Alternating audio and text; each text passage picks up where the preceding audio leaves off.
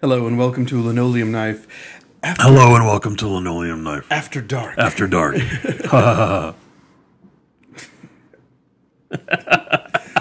Did you make a list of most irritating things that you could do? Or does this stuff just come natural to you? Because you're that much of a twit. That was spontaneous. Oh, God. You got a million of them. I do. Anyway, it's Linoleum Knife After Dark because we usually tape this show in the afternoon, but it's the evening because this week's crazy. You get 2 shows from us. Right. This is our Saturday night show about the new movies that open this week, and my... Yes, we're home. Yeah, on a Saturday night. Yeah, because we're losers. Do you know what's happening tonight that What? we could have gone to? Lots of things, but what? James Franco has, along with Gus Van Sant, he has... Is that tonight? Yes, he thought has that was recut My all Own these Private Idaho. outtakes and snippets from My Own Private Idaho into his own movie called My Own Private River. Right. And it's at the Gagosian Gallery. Yes, in Beverly Hills through April. Tonight, yeah. But that's not where we are. No, we are at home. And we're at home. But I saw James Franco. We're going to go to that, At a though. distance. We are going to that. We're going to sit there Yes. for 2 hours and we're going to watch it. Yeah. Because... I honestly, going to the opening would not have been a great idea I think because I would have actually- seen people that I know, art people, but we wouldn't have been able to pay any attention to I think to the actual opening film. actually was last night because... No, it said it was. It said it. let me they get... said the website said today. Well, let me get all... Can I get all name-droppy? Do it. Gregoraki told me that he went last night. Oh, that must have been like the. Maybe that was the pre... That might have been the fancy. La-di-da. Sometimes that happens. Okay, well, fancy people get their He own. he went to the fancy people opening, I guess. And Because it said it opens today on the website. and he said basically there's 2 rooms where these video installations are set up. Yes. That are I guess 6 hours each, or maybe one room is for that and the other room is for the Michael Stipe thing. I don't know. But apparently apart from that there was Is not it a 12-hour long thing? yeah. But he Okay, I can't watch 12 hours. Yeah, but he said that apart I'll watch the 24-hour Christian Markley Yeah, movie. I'm sure you if will. it comes here. in shifts. He said that apart from the video installations, though, there's not a lot to the exhibition. That it's mainly just the video stuff. Yeah, well, Gus Van Sant has paintings. Oh, really? Okay. I thought it was Yes. photos. Okay. Yeah. And But we will check that out. I do want to see it. And Yeah. we'll report back here on that. that 24-hour Christian Markley movie has to come to Los Angeles. I would think it would. Yeah. It has to come. Like The Hammer or something. Mocha or The Hammer. Somebody has to show that thing. I would figure out a way to watch it in shifts. And it's called The Clock, and it's been playing at the Paula Cooper Gallery in New York for the past month or something. And to standing room only crowds, apparently, even in the middle of the night, is what I hear. It's a 24-hour film installation where basically for every minute of the day, they have a clip from a movie where somebody either says the time or shows a clock. Is that time? Yeah. And It whatever sounds time you're amazing. watching it Is the time that in the it's movie. on in the movie. Yeah. That's so awesome. Rad, That does sound exciting. I'm not as arty as you are, but that sounds like No, you're not. That sounds something I'd really enjoy. You're totally not. And you are Dave White, film critic of movies.com, because we still haven't introduced ourselves. And I'm artier than you are- Alonso Duralde, Yes. who is the DVD editor at movieline.com and the author of dozens of movie books that are all about movies. 2 books. 24 movie books. No, 2 books. And maybe none other ever. Who knows? Well, there'll be more. You're an author of books, and that's your job is to keep authoring books. But it's expensive. It's not supposed to be expensive for us. I lose money on this every time. Well, you lost money because you hired a $6,000 publicist last year to help you promote the Christmas book. Plus, but the Christmas book eventually is going to be, sort of like if it stays in print, it'll pay for itself. A perennial, like It's a Wonderful Life. If it stays in print, and we're hoping that it does, it'll pay for itself because it'll sell more and it'll come out every year, and I hope so. you'll work it every year. Your mouth to Santa's ear. Yes. We'll see if that happens. So, but anyway, so this week we're going to talk about stupid movies.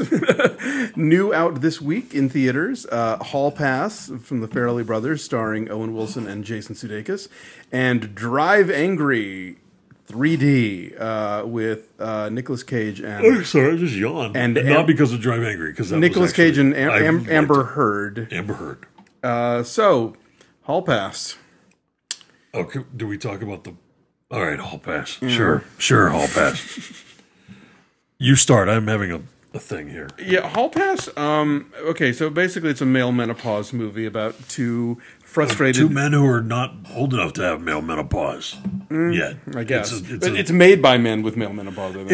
It's a Viagra movie is what it is. It's a middle-aged Viagra movie. Yeah.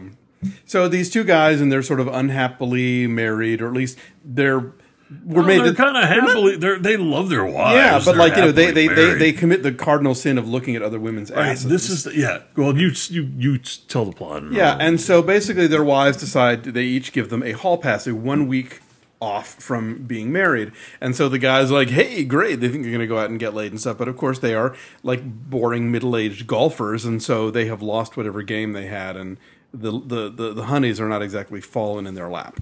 And meanwhile, the wives go out to the Cape and get hit on by like baseball players and stuff. So because it's Jenna Fisher and Christina Applegate, right? Yeah, exactly. Because they're done up all naturally, sexy, super hot chicks, like sexy moms. Like Jenna Fisher has one moment at the beginning of the film where she looks like harried, dark circles under the eyes, not sleeping young mother. But then the rest of the film, she's like super dewy and cute. Yeah, which is how she is. I'm sure. Yeah.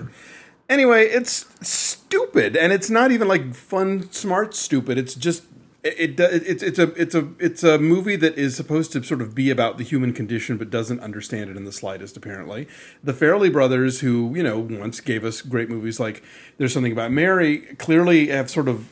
They don't have a strong feel for the story. The sort of shock moments that you expect from them feel like, oh, I guess we have to do some shock moments, But they're not even all that shocking. I mean, I think like the world has. I've seen poop splatter a whole bunch of places. Yeah, now. The world has. I've seen all the Jackass. The Jackass movies have moved us way past whatever the bodily fluid gags that the Farrelly brothers have. I mean, like it is not 1999. You are not going to the semen gag from There's Something About Mary is not going to have.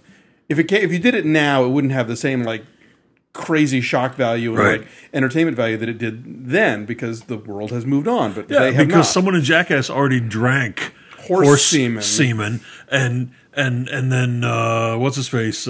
Tom Green like licked a bloody femur and Freddy Got Fingered. Like humped a dead moose and humps a dead animal. Like everything that you can think to do has kind of been.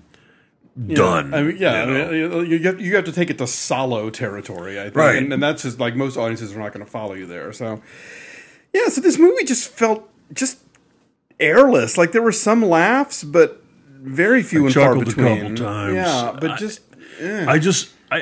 it didn't decide what it was, and it couldn't decide what it was, and it couldn't even tell if it believed in its own premise thing or not. And it's one of those movies where like it flirts with the idea of subverting the paradigm of like monogamy or traditional marriage setups, and then of course running screaming from it the way most Hollywood movies do. The joke I told Dave after the movie was over was like, if you explain the plot of this movie to somebody in France, they'd be like, I don't get it.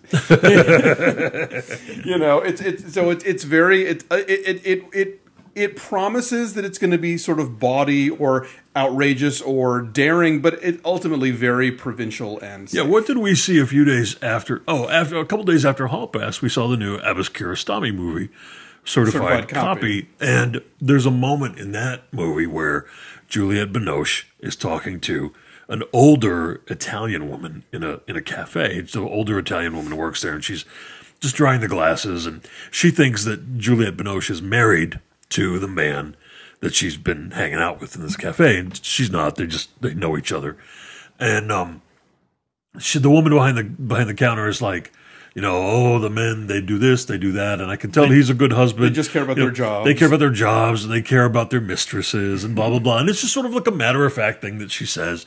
And Juliette Binoche's like, oh, you know, yeah, sure, you're right. You know, like, this whole thing, and you're like, wait a second. If you said that on Oprah, right, everyone would be on stage. Yes, they'd be beating you over the head with the chairs in the studio audience, because that's not. It's very specific, I think, to us in this country that sort of like this was a country that was founded by like the Puritans, the people who were kicked out of Europe for being too boring, and to that the founders of this country. And I don't know what it's like out there. Centuries later, we are still tying ourselves in knots about sex. I don't know what the real world out there is like or not. You know, that sentence didn't come out right. What I want to say is that at the beginning of the movie, Jenna Fisher and Christina Applegate are seriously harshing on these guys for looking at other women and for masturbating and for like enjoying porn on the internet. Yeah. Like, and how dare they? And I'm thinking, the Farrelly brothers wrote this movie and they are men. So if they were being honest, what they would have said and what they would have allowed these male characters to experience and get across to the people in their lives is that men think about sex and men think about food. And that's kind of all that men think about. Sex and food. Right. If I'm not talking about movies for work, I'm thinking about sex or food. Like, where is the next amount of that coming from in my life? And so never once does the movie let these guys off the hook. In fact, I'm just going to spoil it. At the end, it's this very like typical, oh, I love my wife and I'm lucky to have her and I deserve, you know, whatever scraps she throws me. And I'm not saying, oh, boo-hoo, poor, you know, heterosexual middle-aged men, but geez. I know, like, shut up. If that's the best you're supposed to get from your life, then you might as well just kill yourself right now. If you're a straight dude and you take your wife or girlfriend to see this movie, you're going to endure 2 hours of being scolded for having a penis. Yeah, this is not a good advertisement for heterosexuality, for sure. And I was going to say something before when you were talking about... Oh, well, the other sort of spoilery thing, as long as we're getting into that, is the only people in this movie that do have sex outside of marriage are literally... They wind up in the ER. Physically punished for it. Like, they are injured because of it. It's like... An injury is funny, and I get that with the Farrelly brothers, but no one... I guarantee you, no one sat back and thought, "Oh wait, we're physically punishing the people the transgressors who have sex it's in this movie." It's ridiculous. Yeah. So yeah, stinky movie. Do not go see. Except for the last 90 seconds or so. The Stephen Merchant's bit under the closing credits. That tall blonde British dude that hangs with Ricky. He's the co-creator of the Gervais. Original The Office, and he's on the Ricky Gervais show. Right. And, there is a brilliantly funny, insane, energetic, black, dark, humored sequence that plays over the credits. Yeah, under the closing credits. And it's the best thing in the movie. It's the best thing in the movie. It's really funny, and it makes you wish that the entire movie had been about him or something. Or it had that same sense of manic, energy. Yeah. And it's just, the movie's, it's ugly. Like, Matthew Leonetti, who's, has shot some okay-looking movies, this one just looks awful. Like, everyone's badly lit. Owen Wilson particularly comes off really badly. Like, his face has never been this... had this many pinchy looking planes in it, It's just bleh. Yeah, bleh, bleh. Bleh. That's what we get, two bleh. Two bleh. So Drive Angry was kind of good. Was kind of good. Yeah, I was kind of surprised. It's not good. It's not. It's super uneven, and it doesn't have the manic energy that it ought to have. You want it to be a lot crazier than it is from start to finish, and it starts off strong and kind of putters at the end. Yeah, but it has moments of excitement. Yeah, like, even towards the end, there's reasonably well paced throughout the film. Like it gives you enough, so that the down moments don't feel like they're just sucking you into a board a mole. It's very sort of 70s in that it's kind of that 70s brand of occulty stuff. Right. And that it's even got a Race with the Devil sort of Winnebago RV in it. Yeah. And it's got like great 70s muscle cars. And I have to say, it's like, I'm not a car guy, but you will become one. If but I miss the 70s muscle cars. Like when they're great cars. When they unveiled the Chevelles, the SSs, I'm like, I used to love them. When I was a little kid, I used to think those were so... the table. Sorry. I used to think those cars were so boss. Well, they are. They are boss, and that's why they're in this movie. Yeah, there's like a Dodge People Charger from hell. And... People from hell know what kind of cars they like. Absolutely. So that was really cool. And William Fichtner. I love William Fichtner. He takes the whole movie. He steals the whole movie away from him. He's really funny and because it's like, if you're going to be in a Nicolas Cage movie, the only thing left to do is to be as dry as possible, and he does that so well. Like I think I almost like him doing that kind of role than Christopher Walken, because he doesn't make it like twitchy. He's just very sort of like, it's almost like an American version of what Alan Rickman does a lot of times, you know? Yeah. Yeah, and so William Fichtner is awesome in this. And what's Amber Heard? Who is she? Why do I know that name? She's been in a bunch of stuff. Zombieland. Really? Yeah. As what? A girl. I don't remember her. Anyway, she's I liked her in this. I thought she had a lot of... She was convincingly like hot girl who could like punch somebody in the face. Right. You know, which in fact, is hard to pull off. When Twilight dad Billy Burke says, "I am going to kill you and then I'm going to defile your corpse," her response is, "Oh yeah? Well, between now and then, I'm a F you up." And then she does. Yes, there's a great in the RV. I wrote down that whole exchange. Well, that was a good one in my little moleskine here. So it's and I'll tell you, I am sick of seeing 3D movies at the Grove and at the ArcLight, because it's those, I don't know the technical term here, but it's those heavy red glasses that have the batteries in them.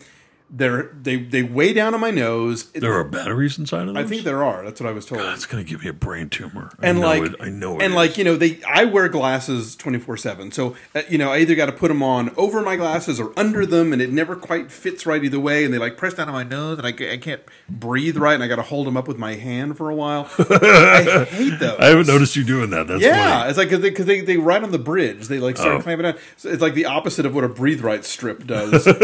So I want real D with the little sunglassy things. I don't want those stupid red goggles. They're the worst. I just blanked on what I was going to say. One thing I did notice about this movie is that there was at least one, if not two or three, male distraction wigs going on other characters to pull your attention away from Nicolas Cage's sort of ongoing personal saga. His own hair situation is so entertaining, from movie to movie, that and part of me thinks that he is in on that joke now, and part of me thinks that he still wants to like cover pull it off somehow. Like, he's not John Travolta, like which we are grateful for, because John Travolta wants you to think that he's got this, virile head of manly hair when I think he just sprays it on. Probably. And but Cage has goofy hair in movie after movie after movie, and that it's not real, or that it's some sort of strange special effect. Yeah. And so I noticed that on other characters, these giant fake toupee sort of wigs on guys. And you'll notice we're not discussing Nicolas Cage's career here, because I think we started talking about it in the car. We started talking about it in the car, and I was like, we should save this for the podcast. I don't remember what we were talking about. Because I do want to. Because here's the thing. I mean, like, Nicolas Cage at one point was like peer to Sean Penn in a way. And I mean, Sean Penn. And thank God he's not doing that Sean anymore. Penn is kind of a gas bag, I grant you, but like he was an actor, who acted. Right, serious stuff. And like now he just wants to make goofy grindhouse movies, and it's like usually actors will do their, what they call their one for me, one for them, like they'll do the projects. Nobody does that. Yeah, they do. No. Yes. You think they do. They say they do, but then the track record always proves that they don't. What do you mean? Well, specifically, I'm thinking of an interview where I read Julianne Moore talking about that sort of thing. Right. But look at what she makes. Look at what she winds up in. She winds up in a lot of garbage. Yeah, and occasionally winds up in something good. The Kids Are All Right or something. Yeah, or Safe. Or okay. like early in her career when she was only doing like little indie things and all of them were pretty darn good. You know? Well, but even then she was doing like The Hand That Rocks the Cradle. And she started in Which soaps. is awesome. Nonetheless, it's not safe. You know what I'm saying? Right. Well, I think certain actors get to a certain level of popularity and it becomes 5 for them, 1 for me, whatever. But that's agreed. But all Nicolas Cage wants to do now are these goof-ass movies, and it's like I'm in favor of this. Yeah, but I just would like him to occasionally bother to do some acting. Just every so often. Bad Lieutenant, Port of Call, New Orleans. Okay, well, you're right. Okay, there is that. I'll give you that one. Which satisfied all the criteria for a Nicolas Cage movie. It was both. It was batshit crazy. Right. And he acted. He acted the hell out of it. And it's an amazing movie, like one of my favorite movies of that year. Mm. And I don't think enough people have given it the attention it deserves. Well, the problem is because he's become such a clown, everybody just, people just assumed that it was going to be another, Bangkok Dangerous or Ghost Rider or That movie's brilliant. And I'm not just being like, it's not goofy fun, it's astoundingly good. No, I'm sure it is. And I still need to see it. I haven't seen it, but I'm overpraising it by saying it's astoundingly good. I did see Knowing, which is hilarious. God, it's got a big moose that's on fire. That was unbearable. That movie. It was a deer on fire. A deer, a moose, whatever. But I don't know. Okay, fine. I would like some. I think we're past the point of jokes about his career. No, I'm not joking. He's chosen his path, and I think it's the right path for him. He has his Oscar. Right. And after he got his Oscar, he went off and he made garbage like Captain Corelli's Mandolin. And was that after or before? After the Oscar, he made garbage like Captain Corelli's Mandolin, these serious sort of Oscar season sort of movies that were poop. And I think that... But how many of those? A good handful. And then stuff like Con Air. And I think that stuff like Con Air kind of whet his appetite for... trash. Right. And it wasn't quite trashy enough. And I think that you've seen him sort of move into the direction of the kind of things he wants to do, like Ghost Rider and Knowing and Next and Drive Angry and Kick-Ass and he was good in Kick-Ass. Yeah. I forgot about that. He's really good in Kick-Ass. I don't want him to make more Family Mans. Don't get me wrong. Exactly. But, Yeah, well, Family Man came after the Oscar too. Yeah, and that was like a big, but the piece of garbage. Did you see The Weatherman? I heard that was actually okay. It was all right. And God of War. God of War was cool. Yeah, and he was good, and nobody saw it, and no one saw it.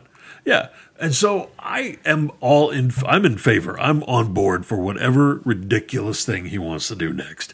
He has gone from being an annoyance in movies like Family Man and Captain Corelli to being someone whose next move I anticipate with pleasure. Like I'm happy. The weird thing though is like if you look at the history of Hollywood, you have actors rather who started out, who like rose up to become A-listers for a while, and then their star falls, and then they wind up making like Italian westerns or being the one American in some Japanese monster movie or something because that's the only gig they can get. And it feels like Nicolas Cage. Sorry, I'm not bored. It feels like Nicolas Cage chose that path. He did.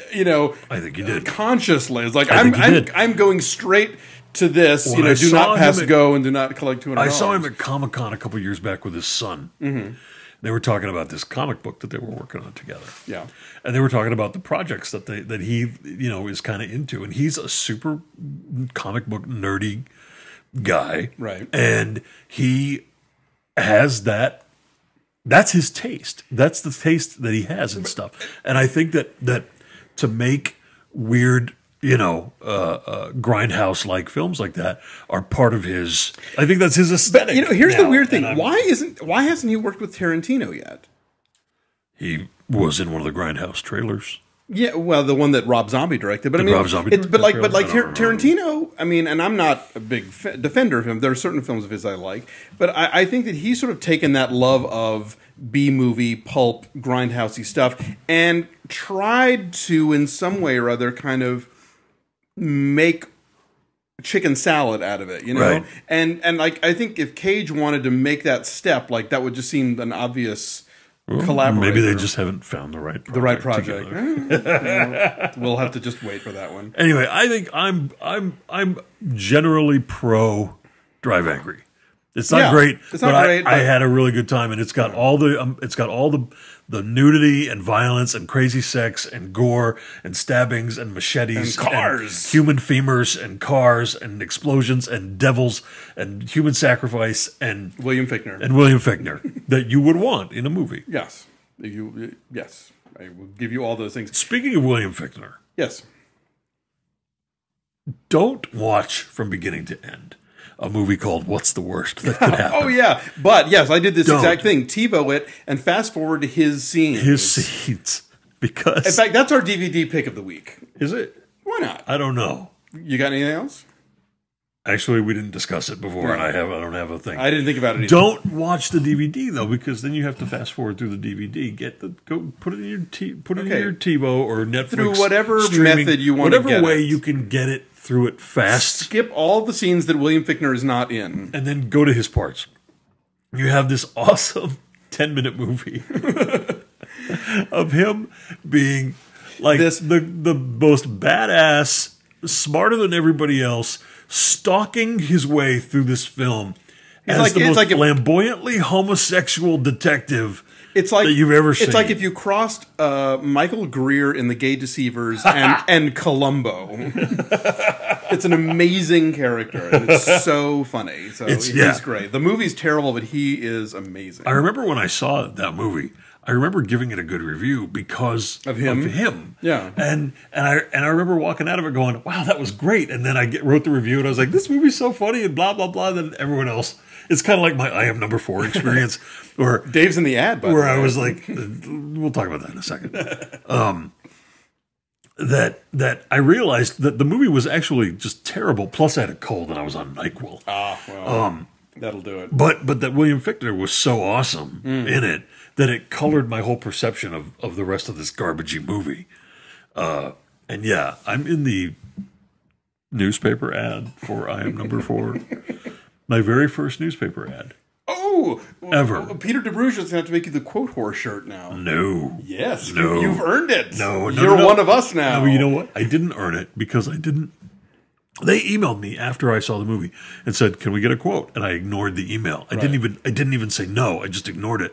And now I realize I should have said no, because what they did was they took the line that I wrote, which was specifically this: "Can a cynically made entertainment product still be great fun to watch despite its manipulations?"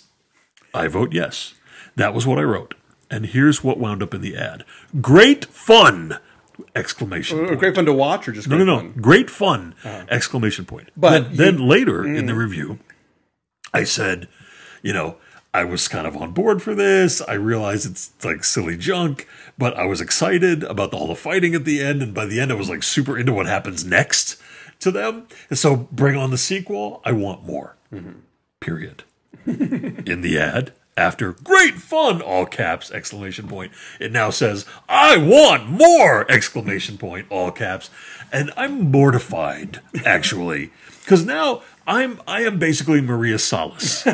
Now, I am Peter Travers. I am whatever other blurb whore that is out there. I've been quoted before. It's not the end of the world, but I have had this. I've been asked before. And there's no making it go away. I have been asked before to have stuff quoted, and when they showed me what they wanted to quote, I said no, because when I reviewed the movie, I'll know better now. Next time I'll just say no. When I reviewed the movie, or ask them up front what they're going to put. Yeah. Because I reviewed the movie My Life in Ruins, which is not a good movie, but I really like Nia Vardalos' lead performance in it. And your Twitter pal, my Twitter pal, but you know what? That's not relevant. She was funny in it. She was very charming. You liked her in that too. is that the one, Poopy Kakas? Poopy Kakas. Duty Kakas? Yeah, then Duty Kakas. Here's the thing about her. Even if the movie she's in is crap, she's fun. She's super winning and charming, and you're into her, even if you're not into the movie. No, I agree. And that's basically what I said in my review. And one of the things I wrote was like, so why did I have such a good time at such a spectacularly middling movie, Neo Vardalos? And Fox Searchlight wanted to quote the phrase, "Such a good time!" exclamation point. And I said, no, you can't do that. I will say this about that movie, though. I keep coming back to... I still laugh about Poopy Kakas and Duty Kakas because they're the names of two... Greeks. They're the names of two Greek characters in this movie. I'm 7 years old. And God. But every time she says Poopy Kakas, it's funny. She says Poopy Kakas in the movie, and it made me laugh every time. I admit. It's an easy laugh, but it works, Yeah. So we're running out of time here. I don't know what to really share about the Spirit Awards. I went because I went to the Independent Spirit Awards this afternoon. I was on the documentary jury this year. Here's my thing about the Spirit Awards. Did anybody famous sit at your table?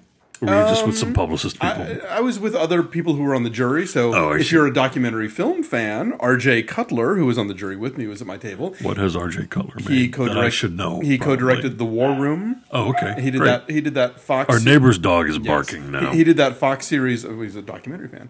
He did that Fox series, American High. Okay. He's done a bunch of stuff. Our neighbor's annoying barking.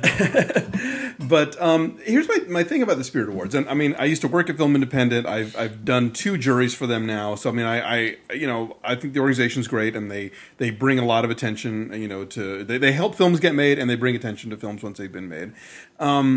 But the thing that bugs me about the Spirit Awards is that the membership votes. Like, there's a jury that picks what the nominees are going to be. Like, there's one jury that does all the narrative films, all the American narrative films. There's the doc jury, there's a foreign film jury, and then there's other juries that do the grants.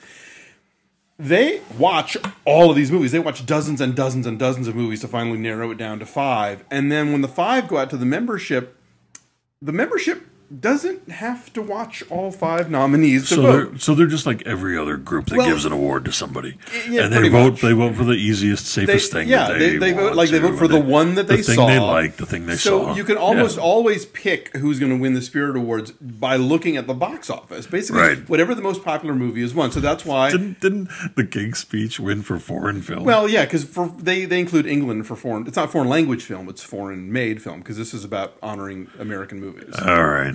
I suppose. What else was nominated? For foreign film, do you remember? Uncle Boon Me.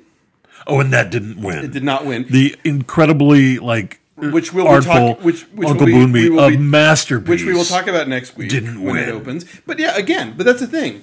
How many members actually watched Uncle Boon Me? And I know that if you're a member of Film Independent, they make these films available to you. They have screenings in LA. They send out DVDs. The thing is, you can watch them online via iTunes or something. But how many of them actually do it? Like, I watched all these documentaries. We sat in a room and hashed it out and came up with the 5 that we really loved. How many members watched all 5 documentaries? I'm going to say very few.